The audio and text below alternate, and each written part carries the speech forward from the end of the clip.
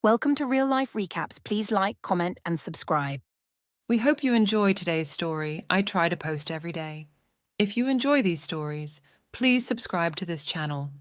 Today's first story was posted by Throw R.A. Lost Kitten. Am I 28 female overreacting to ending a long-time friendship 30 female due to her constant messaging and meme sending to my husband 28 male? Edit 1. A good friend of mine checked his social media and Sarah's. Looks like Sarah blocked my husband as well. Phew. Edit 2.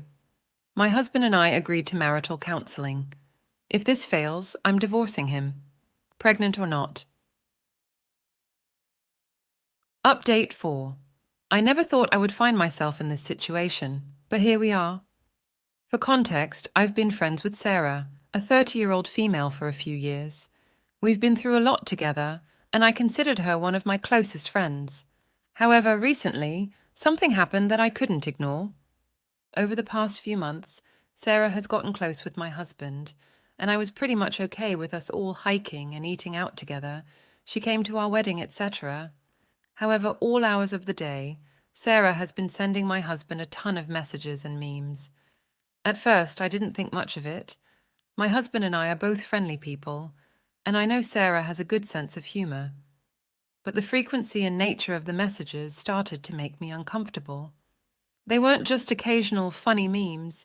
It felt like she was constantly reaching out to him.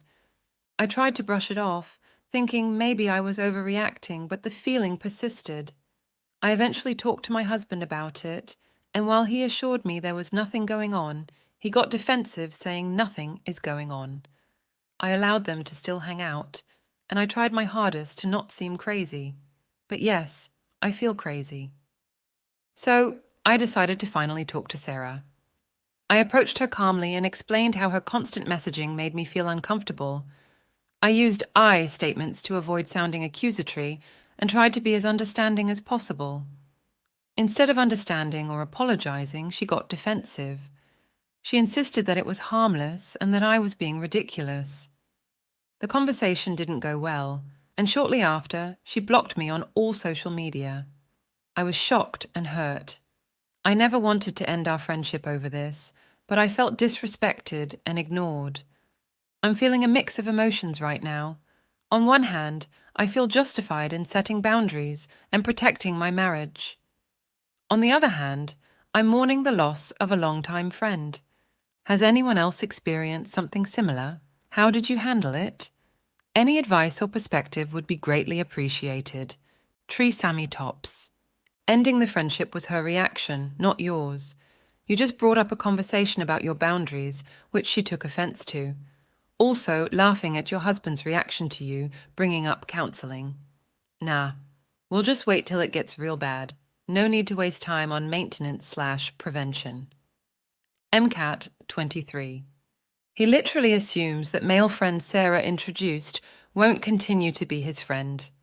His emotional maturity is severely lacking if he thinks life is just a constant state of middle school, pointless drama. Last time someone pulled some petty shit like that on me, my response was that I wasn't interested in participating in their dramatics and to block. It's not immature to block someone. It's immature to feed into the drama and to ask his wife to allow others to treat her poorly for his own social gain. I don't like her husband, OP replied. Just to clarify, I have a lot of close friends that are women and have no problem making friends, as I'm open and extroverted. My husband said he's had trouble making friends because of his shyness and being introverted. That's why, in the beginning, I wasn't mad that my ex-friend Sarah befriended him, and I met her guy friends, and they all became close. Xylorgos says, can you help your husband to reach out to these friends of Sarah's that he misses? He should be able to hang out with them without Sarah being present. This idea that he can't be friends without Sarah being there sounds weird, like she's Snow White and they are the 7 dwarfs.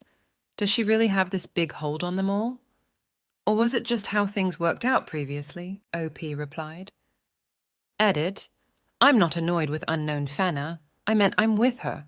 I am annoyed with you. I'm going to block her when he gets home from work. I don't want her to have access to my husband's account. She's not someone I want in our lives. The update. Hello, everyone. I'm sorry for the sudden post removal yesterday. My post had violated a rule on this subreddit, and for that, I'm sorry if anyone was in the middle of reading it. However, I wanted to share an update with you all about how my talk with my husband went, and I took your advice into consideration to have a discussion with him. When he got off work, he called me, and we immediately didn't have a good start to the conversation. My husband thinks I'm jealous because he said it's not infidelity for her to send him memes and messages once in a while. He said he never saw Sarah in that light, and that he just really liked her just as a friend, and he's told me that for many months, and he's just sick of me accusing him of infidelity when he works hard for me to be a stay-at-home mum. He never flirted with Sarah. He also said he's incredibly happy that I'm pregnant, and he wants to start a family, so I've been a priority, and not Sarah. However, he mentioned that he and his brother had grown somewhat distant from Sarah in the past because she was immature and has blocked many people throughout their friendship that I wasn't aware of. She's not good at taking criticism and has fought with other players when they went paintballing or at the gym, and this is something Sarah likes to do, is brag about blocking people. Hence, why she blocked me. My husband mentioned other friends brought up issues in the past. Sarah simply blocked them. It's something Sarah simply does. Anyway, when he got home, we hardly spoke, and there was a lot of awkwardness. I signed myself up for therapy because he didn't want marital counselling yet. At night, we finally managed to talk some more, and I asked my husband if they blocked each other.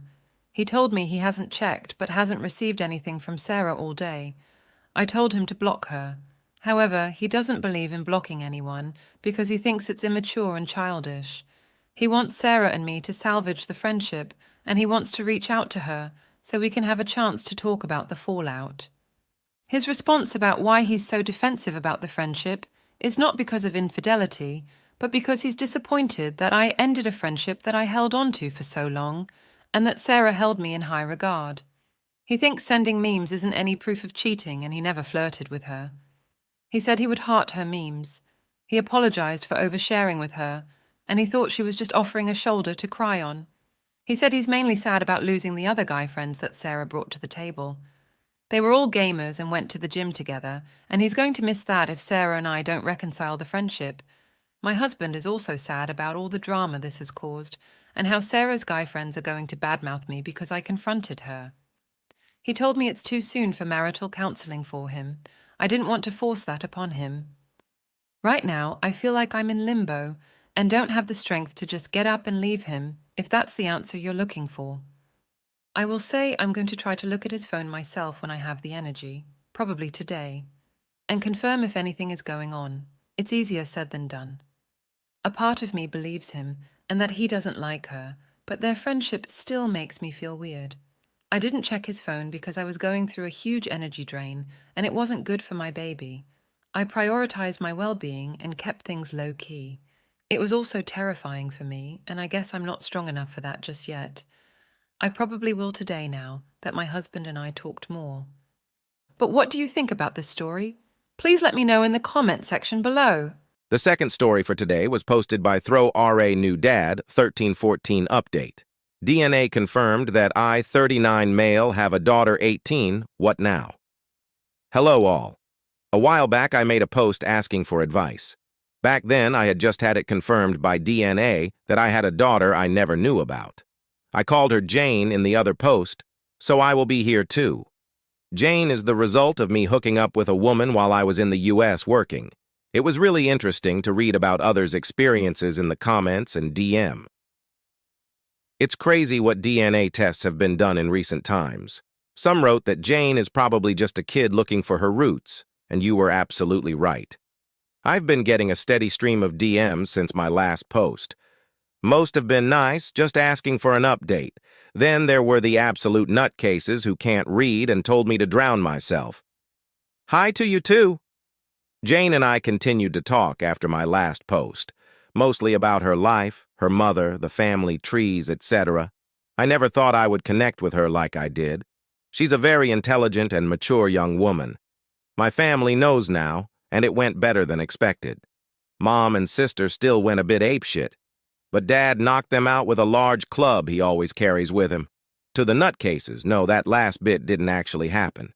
Funny thing, my brother-in-law actually distracted Mom by reminding her that she has made sweaters for all the other grandkids, but now she's way behind on one.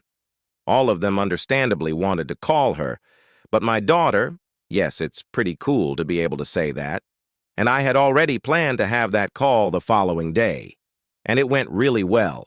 We made introductions, explained everything that had happened, and that we planned for me to meet her by myself before anything. And guess what? We did meet. I flew over for a 10-day stay since I'm on leave and she's working during the summer.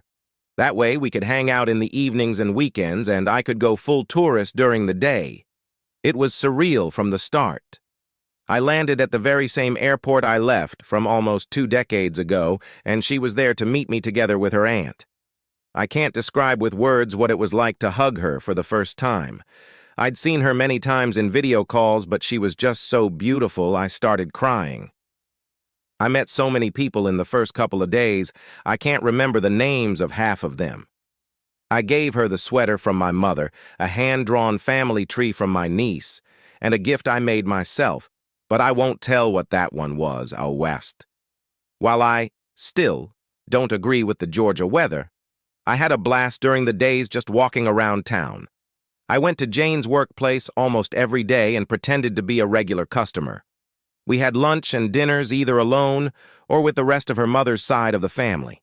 All of them were so nice and welcoming to me. I visited their house every day, but chose to stay at a hotel since I didn't want to be a bother or impose myself too hard on Jane's life. Obviously, Jane and I talked a lot, about anything and everything, but mostly about her upbringing and her mother. I mentioned in the previous post that her mother wasn't able to care for Jane. I didn't press that subject much at first, but it was unavoidable after a while. I won't get into all the details, but her mother is sick and has lost some cognitive functions. She recognizes Jane and some family members well enough, others not so much. We went to visit the facility where she lives, and Jane introduced me by name and not as her father. She sadly didn't recognize me, so I stayed in the background for the remainder of our stay. Seeing a woman not much older than myself in such a state was a somber experience. So yeah, that was me rambling a bit about what happened after my last post. There was obviously a lot more, but most of it is deeply personal and emotional, and I won't go through it here. I'm back home, and we are keeping communications open. I'm definitely gonna fly Jane over here at some point when life allows it.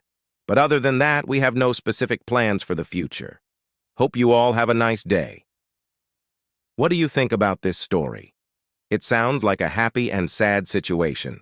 Happy for OP, but sad for his daughter's mother. Please let me know in the comment section below.